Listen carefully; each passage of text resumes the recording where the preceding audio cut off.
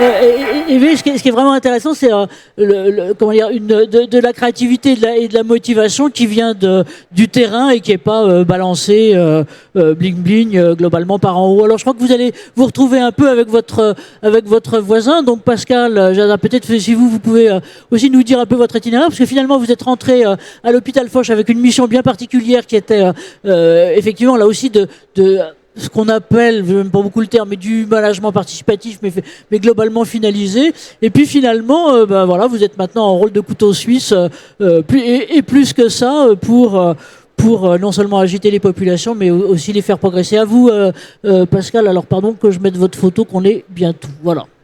Merci. Oui, bon, j'ai effectivement un parcours un peu particulier pour le monde hospitalier, puisque j'ai été 28 ans dans l'armée de terre avant de rejoindre le secteur du handicap pendant 5 ans, puis d'arriver dans le monde hospitalier. Donc pour moi, les valeurs humaines de management et de participation des professionnels à la mission qui est le service à la personne sont fondamentales.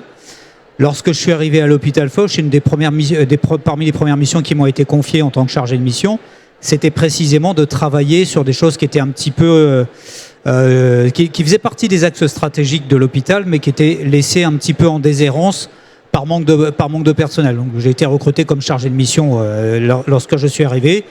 Et l'un des objectifs qu'on m'a confié, c'est de travailler sur un outil qui permette aux professionnels de s'exprimer, et de s'exprimer non pas sur ce qui va bien. Bon, ça, le français a du mal à le faire, mais c'est valable partout. Mais surtout de s'exprimer sur ce qui dysfonctionne au quotidien dans un service de soins ou dans un service technico-administratif, de travailler ensemble à comment résoudre la situation, et de travailler au sein de l'équipe même, et d'essayer de trouver ses propres solutions pour améliorer le quotidien. Donc c'est un outil qu'on a mis en place donc, il y a 3 ans maintenant, qu'on a appelé la démarche participative, et qui consiste à échanger service par service avec les professionnels de tous les corps de métier d'un service, qu'ils soient médecins, qu'ils soient soignants, qu'ils soient secrétaires ou agents administratifs, et de mettre sur la table tout ce qui gratte au quotidien, si je peux me permettre l'expression. Qu'est-ce qui nous enquiquine quotidiennement? Quand on arrive le matin, on se dit « ça, si ça évoluait, si ça pouvait changer, on vivrait mieux les choses ». Donc l'idée, c'est vraiment de faire réfléchir et participer les professionnels, qui sont ceux qui connaissent le mieux leurs problématiques, à la résolution de situations qu'ils n'ont pas vraiment envie d'évoquer en temps normal, qu'ils n'ont pas le courage d'évoquer en temps normal, ou qu'ils n'ont pas le temps d'évoquer en temps normal.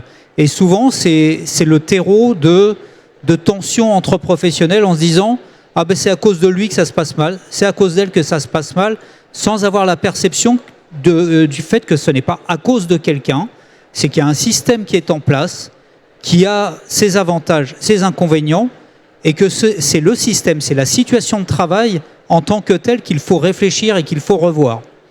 Donc pour vous donner des exemples concrets de ce qu'on a pu faire, un sujet qui revient très très régulièrement, c'est les interruptions de tâches. Ça, je le retrouve dans quasiment tous les services. Quand on décortique avec les professionnels médicaux, enfin médecins, chirurgiens, infirmières, aides-soignants, les ASH, les secrétaires, on se rend compte assez rapidement que ce qui génère des interruptions de tâches, la plupart du temps, c'est qu'il n'y a pas de temps dédié vraiment aux communications. Et que si on arrive à instaurer des temps dédiés, qu'on les formalise, eh bien on résout un certain nombre de problèmes. Ça ne veut pas dire que quand il y a une urgence, une information urgente à communiquer à une infirmière qu'un médecin doit communiquer, ça passe toujours. Mais ce n'est pas tout au long de la journée, parce qu'on a réglé l'essentiel des choses qu'on devait dire, on les a réglées soit le matin, soit l'après-midi, soit le matin et l'après-midi. Les services s'organisent comme ils veulent. Donc dans ce travail de démarche participative, sur ces sujets-là, ce que les professionnels ont réussi à concrétiser entre eux, c'est de formaliser des processus de communication, des instances, des timings de communication. Donc ça, c'est un des exemples. Un autre bel exemple que j'ai en tête, c'est un travail qu'on a fait avec les brancardiers de l'hôpital, qui a été assez étonnant, parce que les brancardiers, en général, ils ont pas très bonne image. Ils sont à la fois indispensables et à la fois on se plaint tout le temps d'eux parce qu'ils sont jamais à l'heure, parce qu'ils ne répondent pas quand on les appelle, etc., etc. Mais de leur point de vue, quand ils arrivent dans les services, ils ne sont pas accueillis par les personnels soignants. Ils amènent le brancard, personne n'est là pour les accueillir. Souvent, ils sont appelés à faire la manutention, le transfert du patient seul parce que personne ne les a accueillis. On leur demande de prendre des responsabilités qui ne sont pas de leur niveau. Exemple, le branchement d'une bouteille d'oxygène à la prise murale. Donc c'est tout un tas de choses qui sont des irritants pour eux et qui, de l'autre côté, pour le personnel soignant, est un irritant. Mais quand on analyse les choses entre brancardiers et soignants, on se rend compte que si les soignants accueillent les brancardiers et sont là au moment où le patient arrive, ça va faciliter les choses, notamment pour le transfert. Donc on va avoir du gain de temps. Donc le brancardier va pouvoir vraiment amener le patient et repartir assez rapidement pour aller vers une autre mission. Là-dedans, il y a aussi la question de comment j'accueille le brancardier et comment le brancardier se comporte vis-à-vis des patients et vis-à-vis du personnel soignant. Eh bien, ce qui a abouti avec eux, moi j'étais là pour les accompagner avec une collègue, c'est qu'on a rédigé une charte de bonnes pratiques et de partage entre soignants et entre brancardiers. Qu'est-ce que moi, en tant que brancardier, j'apporte à l'équipe soignante et qu'est-ce que j'attends de l'équipe soignante? Et cette charte-là, elle a été présentée à l'ensemble de la communauté des soignants, y compris au personnel médical. Et ça a été co-signé entre la direction des soins et le brancardage. Et aujourd'hui, je ne veux pas dire que tout va bien dans un monde merveilleux, mais ça a considérablement facilité et fluidifié les relations entre les services. Ça ne veut pas dire qu'on n'a plus de retard dans les services. J'en ai un exemple hier, on a eu plus de 600 demandes de brancardage dans la journée, dont en particulier pour l'endoscopie digestive, mais avec 13 patients d'endoscopie digestive qui étaient dans 13 services différents. Donc forcément, à un moment donné, les brancardiers, ils ne pouvaient pas suivre. Donc ça génère des plaintes, mais on explique.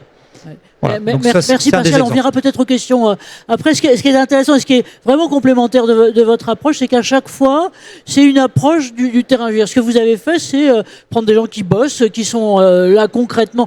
Et notamment, moi j'aime beaucoup votre exemple des brancardiers, parce que je dirais que c'est le symbole de la communication interne, d'un certain côté. Et bravo de vous être attaqué à ça, parce que c'est effectivement, ça fait partie des apparemment invisibles, mais des essentiels, et des essentiels pour le fonctionnement. On reviendra peut-être aux questions après. Merci Pascal. Maintenant...